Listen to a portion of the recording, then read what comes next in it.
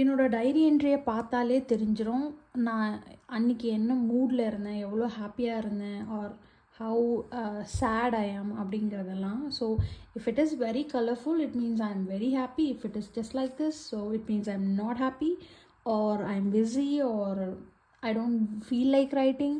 So அதை பொறுத்து தான் வந்து என்னோடய மோஸ்ட் ஆஃப் த என்ட்ரிஸ் இருக்கும்.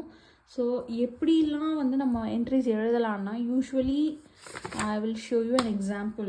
ஃபார் எக்ஸாம்பிள் உங்களுக்கு ஏதாவது மண்டைக்குள்ளே ஓடிட்டே இருந்ததுன்னா அதை டம்ப் பண்ணிங்கன்னா உங்களுக்கு கொஞ்சம் ரிலாக்ஸ்டாக ஃபீல் ஆகும். இந்த மாதிரி ஏதாவது ஒரு ஃபன்னியாக ஒரு கலர்ஃபுல்லாக அந்த மாதிரி எழுதுனா நல்லாயிருக்குன்றதுனால நான் இந்த மாதிரி ஏதாவது ஒரு பேட்டர்னோ சர்க்கிளோ இல்லை எனி கைண்ட் ஆஃப் ஷேப் நீங்கள் அதை ஃபாலோ பண்ணி நீங்கள் அதில் எழுதலாம். ஆர் இந்த மாதிரி ஏதாவது ஒரு ஃப்ளவர்ஸ் ஜஸ்ட் கார்னர்ஸ் டெக்கரேட் பண்ணுங்கள். ஏதோ ஒரு கார்னர்ஸ் உங்களுடைய 4 கார்னர்ஸில் ஏதோ ஒரு கார்னரை பிக் பண்ணிவிட்டு நீங்கள் அங்கே ஏதாவது ஒரு டெக்கார் பண்ணலாம். ஃபார் எக்ஸாம்பிள் இங்கே ஒரு குட்டி பிளான்ஸ் நான் போட்டிருக்கேன். அண்டு இந்த மாதிரி ஸ்டிக்கி நோட்டில் எனக்கு பிடிச்ச கோட்ஸ் எனக்கு ஆர் என்னோடய ரைட் நவ் லைஃப்பில் ரிலேட்டபுளாக இருக்கிற விஷயங்கள் அந்த மாதிரி ஏதாவது நான் வந்து இதில் எழுதுவேன்.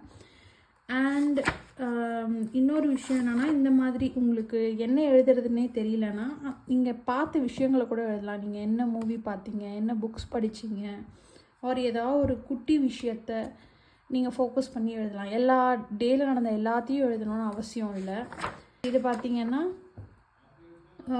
இந்த மாதிரி ஒரு செக்ஷனும் நான் யூஸ் பண்ணுவேன்.